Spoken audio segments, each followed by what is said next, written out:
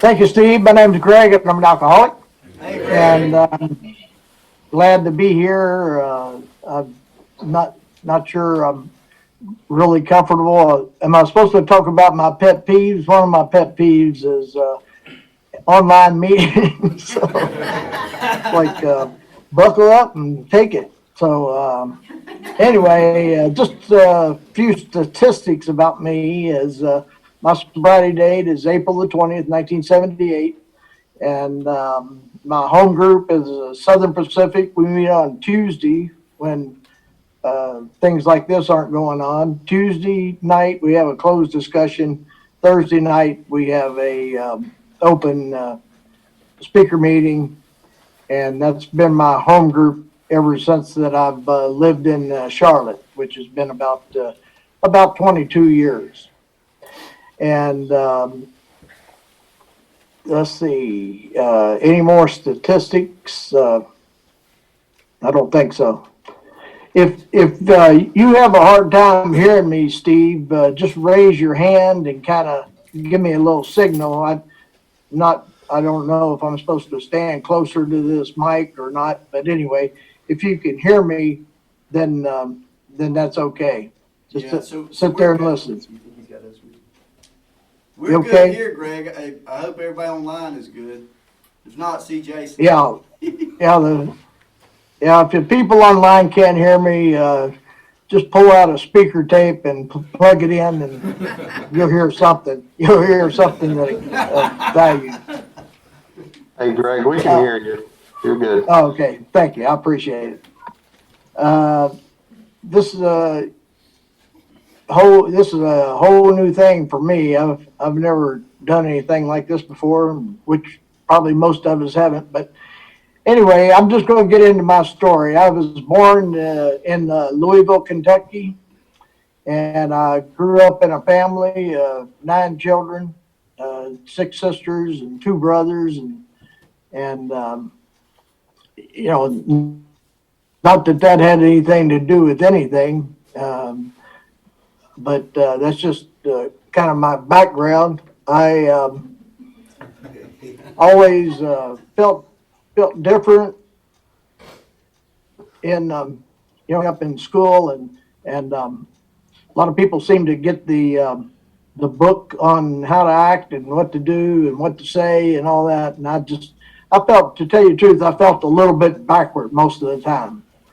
And so when I found alcohol, probably when I was about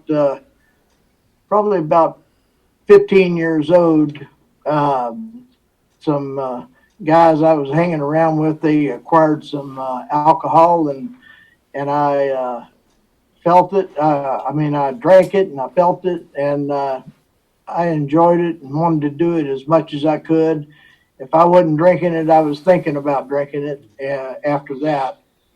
And when I was 16, immediately I started running into a little problem with the law. I got busted for having beer with a minor, as a minor, and went to Children's Center. I had to have my mom and dad come and get me out of that, but that was not any kind of deterrent for me. I continued to pursue my career in drinking, and I think I'm going to slide my little photograph so I don't have to look at myself while I'm talking.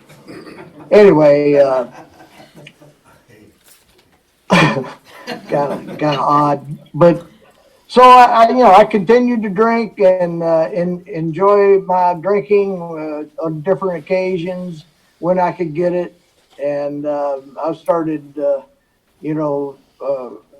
went to a trade school, and then I get out of trade school around noon, and then I would head over to do the high school thing, and I would found a liquor store that would sell me some beer, and so I did that. I'd always have a couple of beers in between schools, and I got called down for that. Somebody smelled alcohol on my breath, and it was different occasions, and that I got I guess when I was about 17 or 18, I was in a car accident where I was driving. I was by myself and doing probably about 90 is what the estimate was, and started sideswiping some trees, and I kind of came out of a blackout as I was sideswiping the trees, and I heard all that metal and glass and stuff breaking, and I just I remember coming out of the blackout and thinking that somebody was having a horrible accident, and I didn't realize that it was me.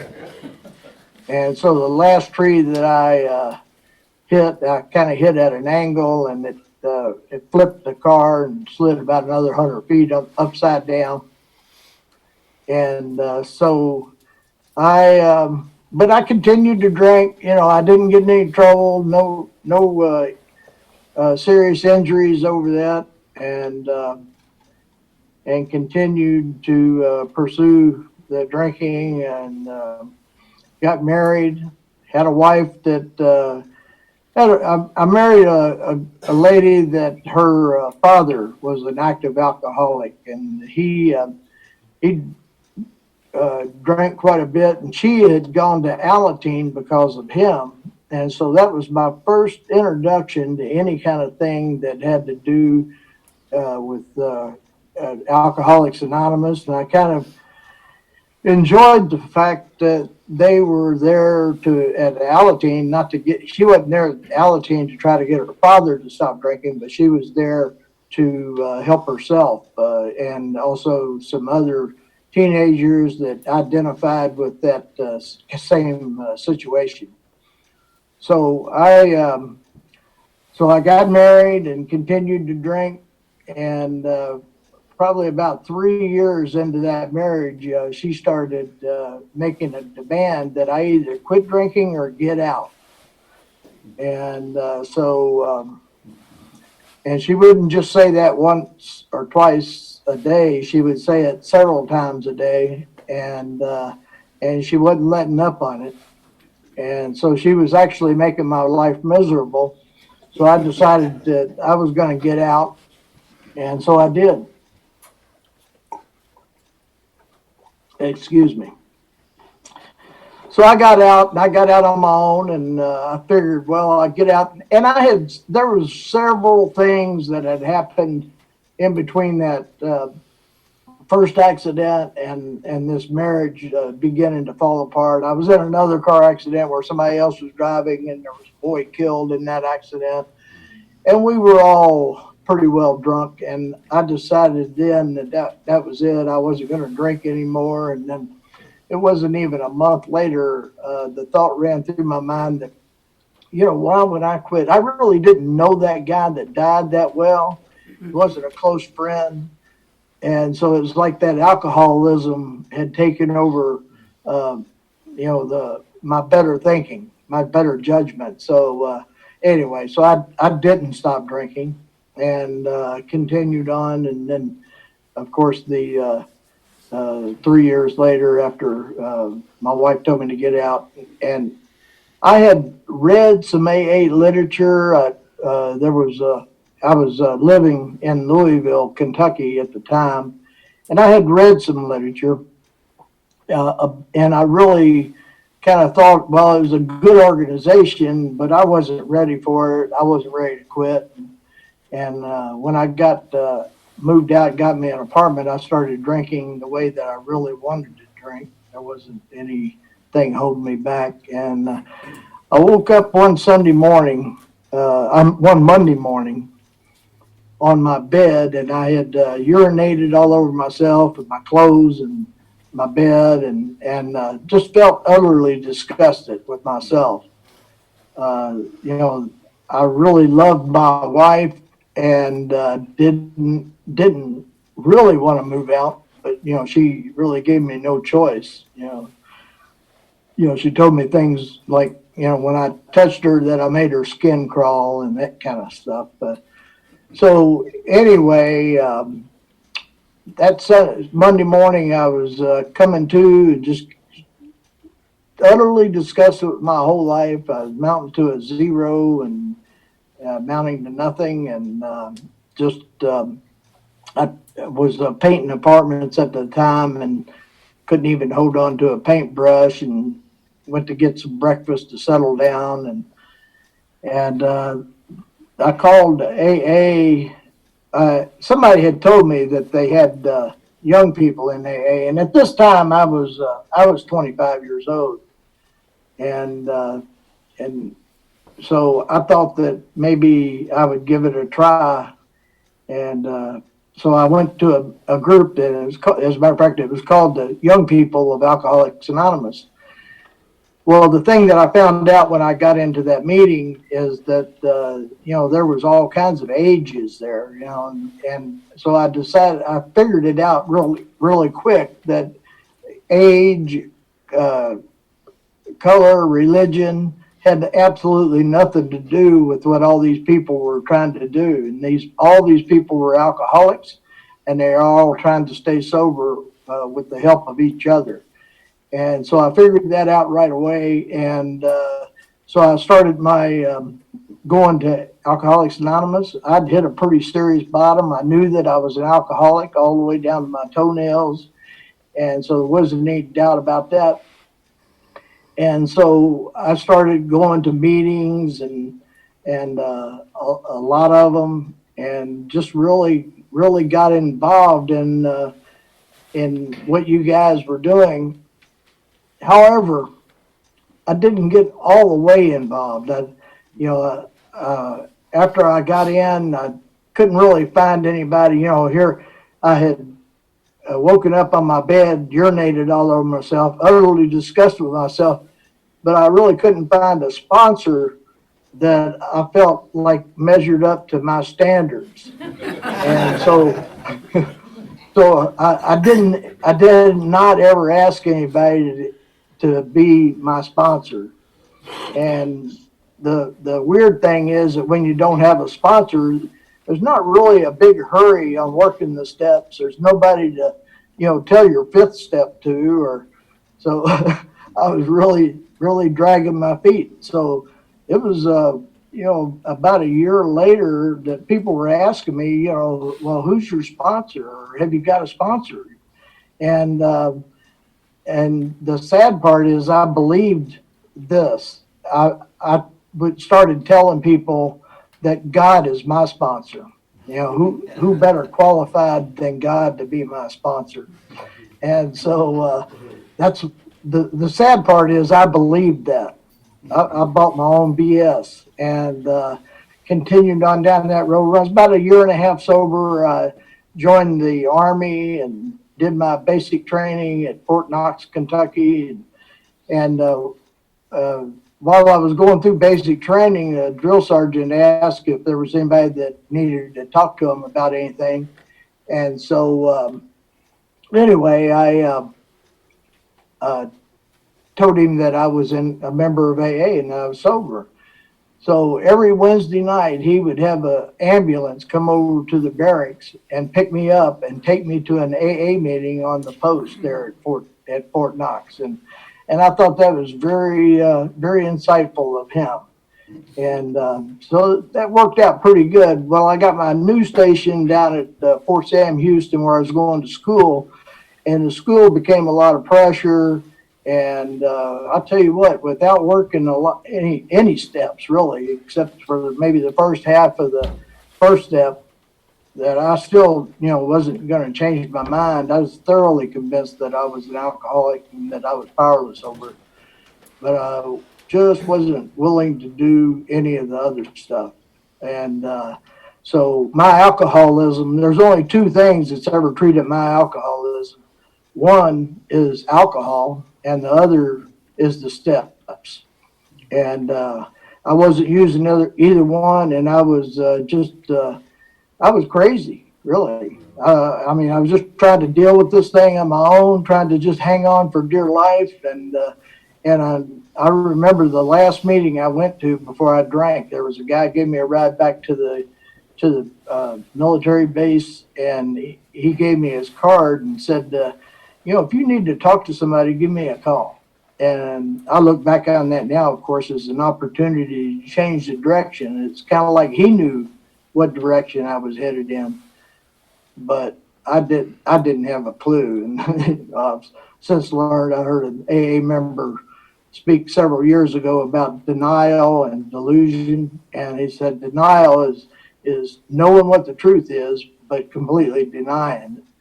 And delusion is just not even having a clue what reality is or what the truth is. And that was where I was. I didn't have a clue. And so it probably was not even a week after that situation where the guy gave me a ride back that I was taking a drink and making that decision. And I knew there was going to be a price to pay. And it didn't really matter because I needed some relief. And so anyway, I started drinking, and right away there was definitely a price to pay. I was at a snack bar doing the drinking and passed out on one of the tables there, and woke up the next morning. My wallet was gone, and so was $400 cash, and so I knew there was going to be, a price to pay. I didn't know that it was going to be that quick, and it was that quick. And I was just lucky to even make it out of Fort Sam Houston. I was going to a school there, and I struggled through that, and continued drinking. And I wasn't one of these kind that was going to go out and try it for one night and come back the next day. That when I went out, it was out, and maybe didn't know if I was going to make it back or not, and just continued. So I continued to drink, and unfortunately, I did not get any trouble there at Fort Sam Houston. I kind of stayed under the radar and finished my classes and my on-the-job training, and I was supposed to be stationed there at Fort Sam Houston for 1 year after I finished my school. And I was almost finished with the school and came down on orders for Fort Ord, California.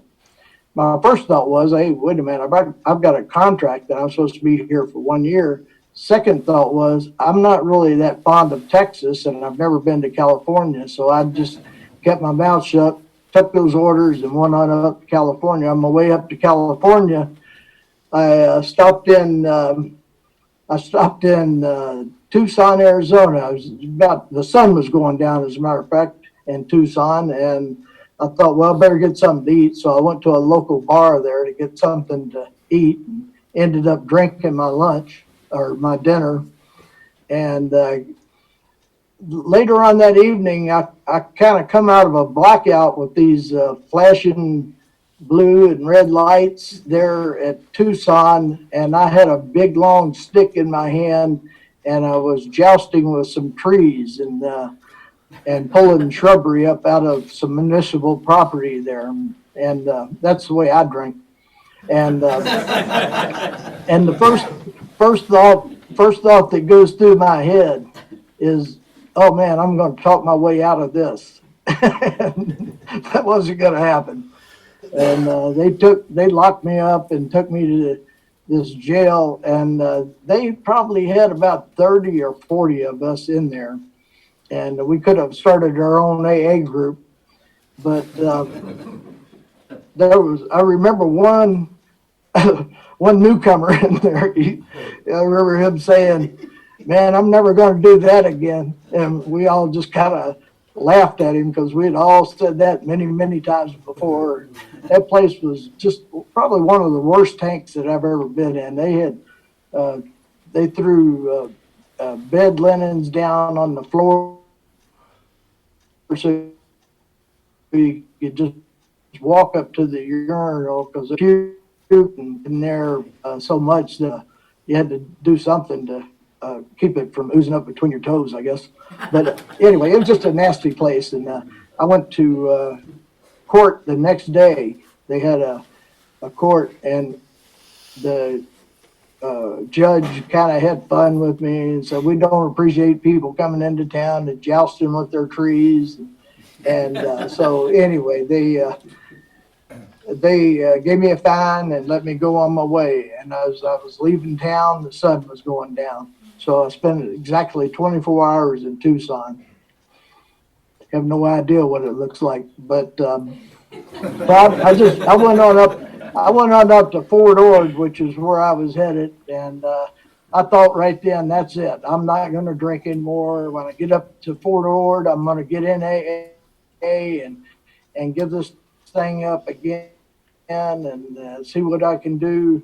And so I got up to Fort Ord and immediately ran into some guy that I had been drinking with down in Texas, and so that commitment was gone. And so I got there, and 1 week later, I was checking out the bars in the area, and I had just got assigned to my unit that I was going to be stationed with there, and hadn't even met anybody. It was Friday afternoon when they checked me in about 4 o'clock in the afternoon, and so Friday night I went out and checked a local bar out, and then Saturday I went out and I found a nice little neighborhood bar, and they had some drinks, and around dinner time they told me to go out back and pick a steak out, and they put it on the grill, and bartender bought me a couple of wines with my dinner, and it's just one of those friendly little places, that you like to find.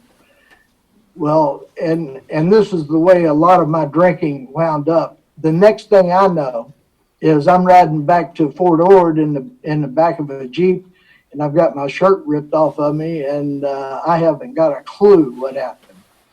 And the next morning, when I got back to my unit, they took my ID card, my meal card away from me, and I had to go see my first sergeant the next morning, who I had not even met yet because I was brand new in the unit.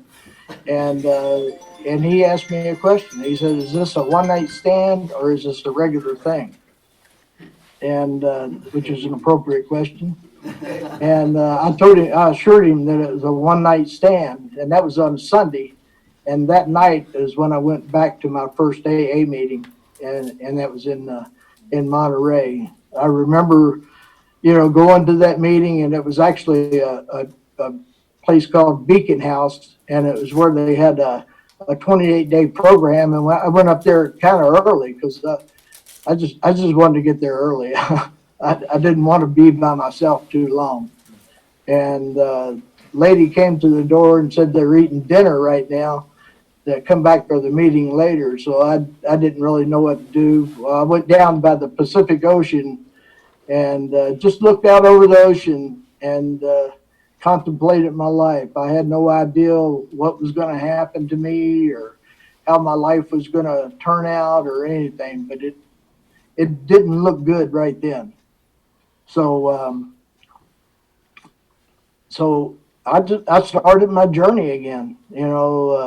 I come back to AA, and when I first came to AA the first time, I thought I was going to be one of these kind of people that get sober and never go back out and drink again. I really did. I honestly thought that was going to be my situation. Of course, the thing that I didn't know is that my problem wasn't really alcohol.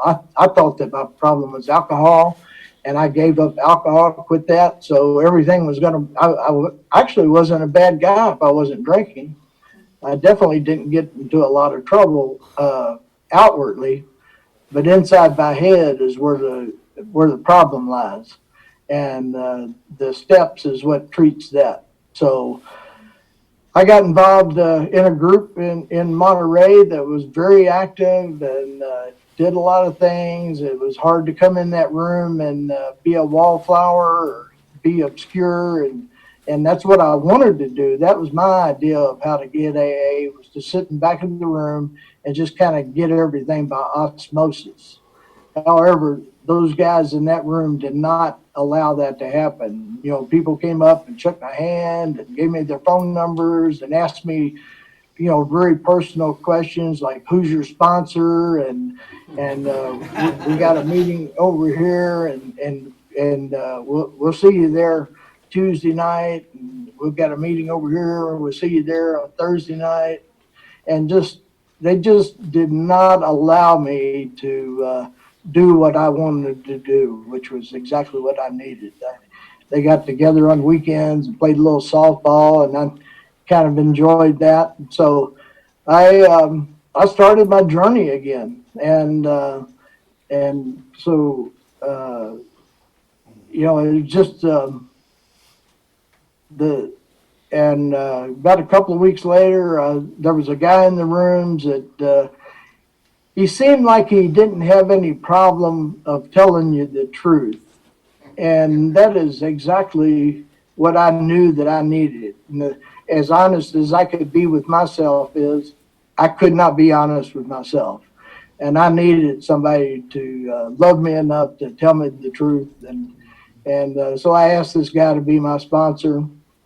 And, you know, we got together, and one of the first things he asked me, you know, what my history was. I told him I was dry in AA for a couple of years and went back out, and he just kind of looked at me and just said, you know, what makes you think it's going to be different this time? And I thought about that for a few seconds, and I thought, I really don't know that it is going to be different. And so we started, you know, working together. He believed in working the steps. He had believed in face-to-face seeing each other. And if I needed, and he did, he gave me all the time that I needed. If I called him up in the middle of the night and needed to talk, he would invite me over to the house. He liked being face-to-face with the guys he sponsored. He also talked to me a little bit about commitment, what a commitment having a sponsor was, and to not take it lightly at all. So I did that, and he told me, you know, there was a lot of things that man taught me that, you know, that aren't really written in the big book. You know, I was late for a meeting with him one time, and, you know, he just told me outright that's not acceptable. That's just not acceptable behavior. And it was a funny thing when he said that, because I'd always been kind of, you know, I'll be there when I'm there, and I might be there. I might, you know, look for other options of being someplace else, get a better offer, you know. And when he told me that, I just realized down in the pit of my stomach, every time that I was late for something, I felt it. You know, I might not be a conscious thing, but it is definitely a subconscious thing. And so I made a commitment to myself right then and there to, you know, be on time always. And, you know, if be where I'm supposed to be, when I'm supposed to be there. And if for some reason I'm going to be late, give somebody a courtesy call and let them know what's going on.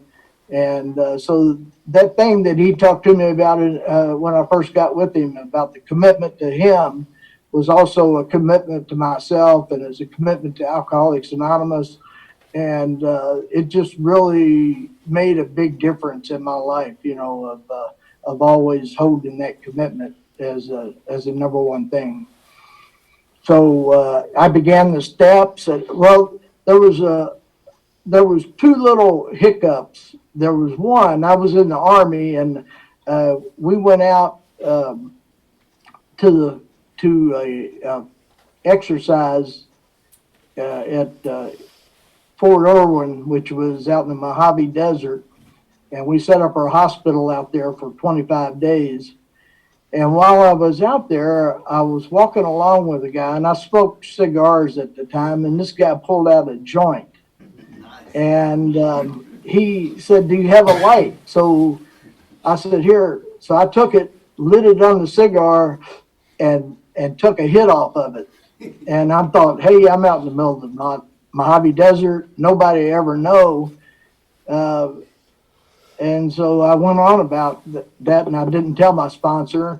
But when I would, my home group, they would in their format, they define sobriety as freedom from alcohol, pills, and funny cigarettes. And so I was just acting as if and picking up chips and all that, right along as if I hadn't taken that hit. And thought, well, you know, I'll never have to tell anybody. However, it became a big bad wolf that just as soon as I woke up in the morning, that was the first thing on my mind. And before I went to bed at night, it was the last thing on my mind. And I was actually weighing it out to either tell my sponsor or drink again. Tell my sponsor or drink again. And so I did that thing. I called him up, and he said, well, come on over. I told him I had something to talk about. And he said, come on over. So I went over to his house, and he said, what is it? And I told him about that hit.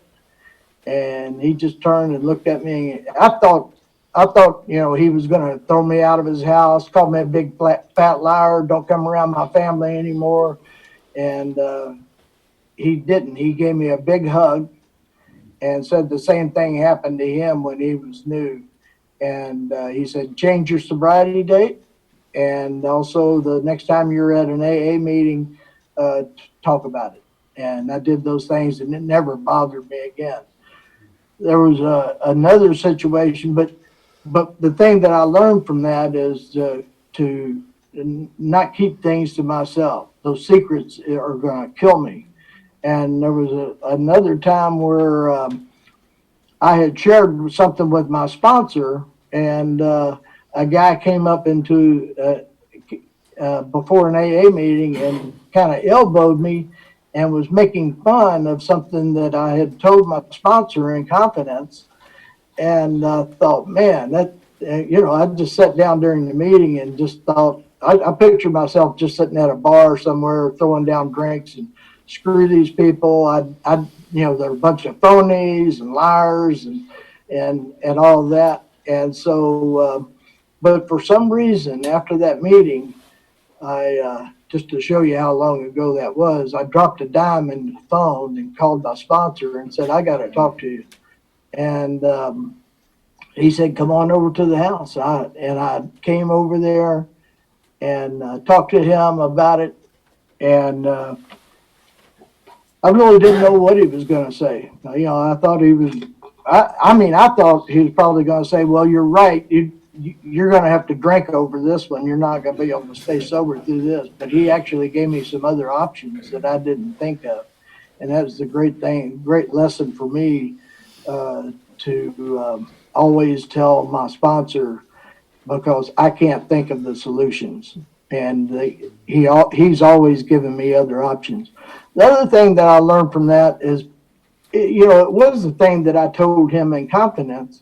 And then I made a decision based on what he had told me that was the correct decision. And of course, it involved a woman. And then this guy had come to him with kind of a similar thing that he sponsored. And he shared with him what Greg's decision was. And so he kind of used me as an example of what to do and just put a whole different slant on that information.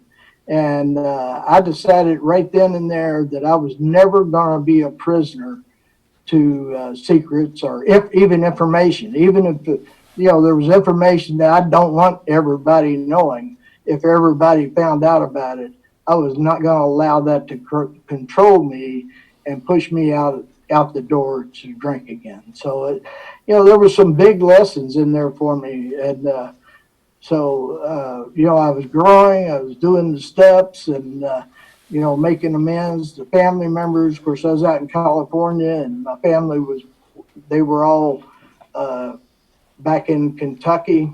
But I would go home from time to time. I made face-to-face amends with my mother and father and brothers and sisters. And when I was probably about one of the things that I thought when I was new, I was in the Army, and I thought if we ever had a war, it's like this, kind of exceptions to everything. And if I was ever in a war, there's no way that I could stay sober. That'd just be impossible. Of course, I was looking at that through a newcomer's eyes. And so anyway, 11 and a half years sober, I moved back to Louisville, Kentucky, because I wanted to make some being there type amends to family members, get to know them, let them get to know who I was, because I had done a lot of maturing. One of my first signs, there's some of you younger people won't understand this, but Steve will, that, one of the first signs of maturity I realized that is when I stopped calling my parents collect. And fortunately, we don't have those collect things anymore. But that's where somebody else accepts that they'll pay for it. But anyway, so 11 and a half years sober, I decided to move back and spend some time with family members and get up close and personal to them. And so when I moved back, I moved in with my friend, my parents, and started spending some time. My dad at the time was walking at the mall every day, and so I would go and spend every day walking with him. And we just got to know each other on a different level than I'd ever known him. I was not any longer that angry little immature kid that reacted to everything that he said and hated him like I had at one time. He was definitely on my fourth step and fifth step, right at the top of the list. But a great thing happened, as we started spending time together and getting to know each other, and I stopped reacting to everything that he said to me. Then we became friends, and an amazing thing happened. I grew to love him, and also things. There were things inside of me that I hated that were like him.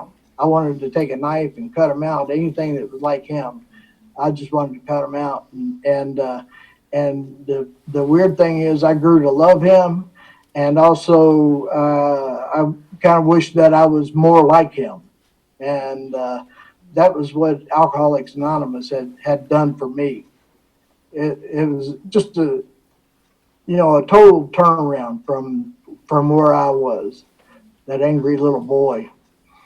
So life went on, and I got to know family members and spend some time, and went to work, and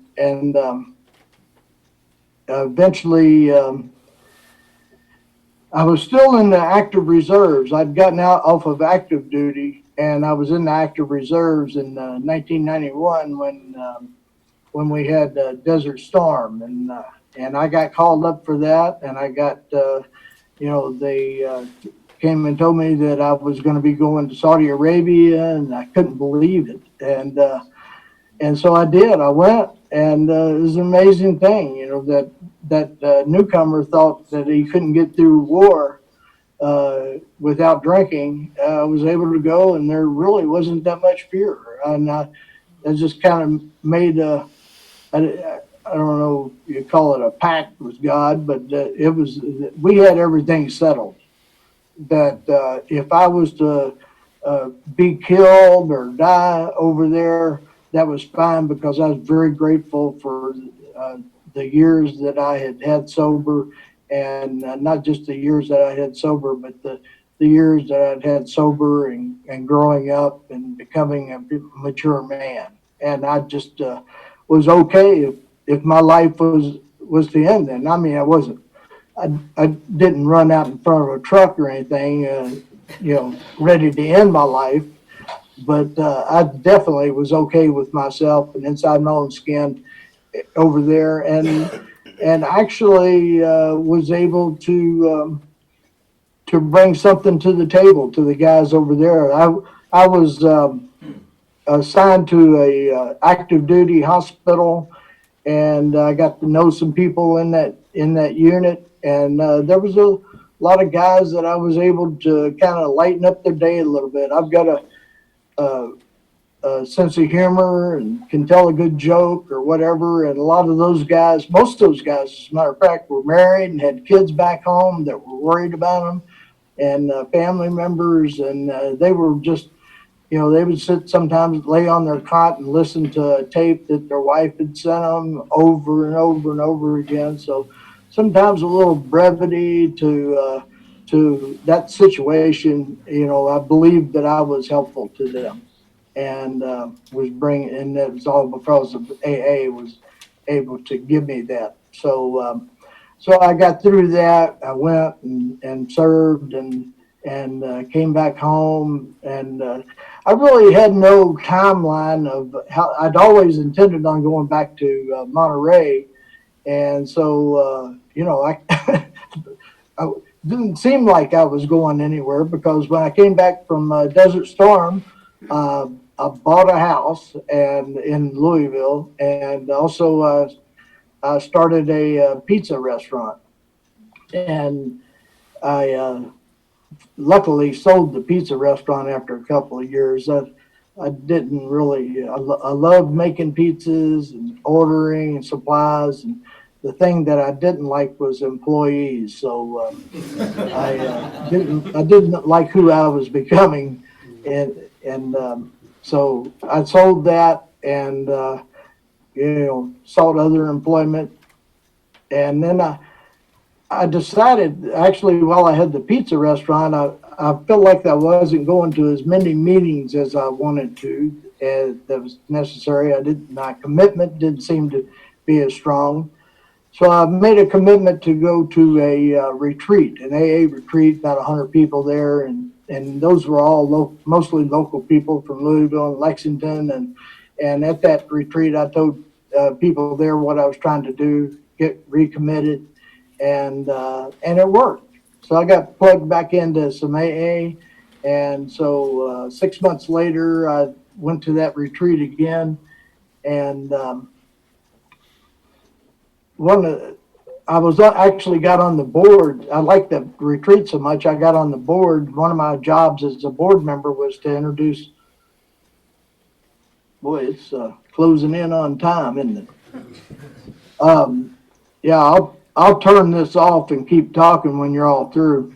And but anyway, That's fine. one of my jobs as a board member was to introduce one of the out of town speakers, and there was just so happened there was a lady named Babs from Charlotte, North Carolina, and I introduced her, and we just really hit it off. And she lived in Charlotte, I lived in Louisville. And 5 weeks later, we got married on the Belle of Louisville, which is a riverboat that runs up and down the Ohio River. The captain of that boat married us, performed the ceremony, and he assured me it's legal. I have to go to a lawyer to get it resolved. But anyway, it was just a strange meeting that we met, and 6 months later, we decided to sell the house there in Louisville and move to Charlotte. And there was a group down here called the Southern Pacific Group. There was a guy that some of you guys might remember, Hank J., and he's from California. He got sober in the Pacific Group and came to Charlotte and hooked up with a lady named Linda. And they got married and started the Southern Pacific Group because it was he got sober in the Pacific Group out in California, and it was in the South here, so they called it the Southern Pacific, and it had nothing to do with the railroad. But anyway, that was the same kind of group that I'd gotten in sober in Monterey too, and so I hooked up with them, and then Hank became my sponsor. And the funny thing about that is that when I was over in Desert Storm, they had a conference up in Louisville, and there was a lady that knew that I was over in Desert Storm, and she sent me a tape of Hank J's, and I listened to that tape, and it helped me, get through some days, and then just come here to Charlotte and meet him, and him become my sponsor. And then he passed away, and there was his son that is sober 47 years or 46 years, that I knew out in California, came in for the memorial service, and he and I spent some time together. And so then he became my sponsor. And so he's still my sponsor today, and that's probably been about 15, 16 years. So anyway, I have a great life. Babs and I have done nothing but go up as far as our relationship. It's got nothing but better. When we didn't have a bit of neither one of us had a bit of fear. She was glad that all the stuff that I went through before I got to her, and I'm grateful for all the stuff that she went through, all the growing stuff to get to before I met her.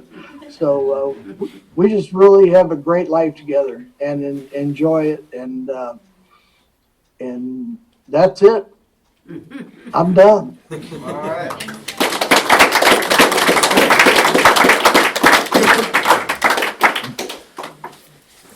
Thank you, Greg. Appreciate you joining us.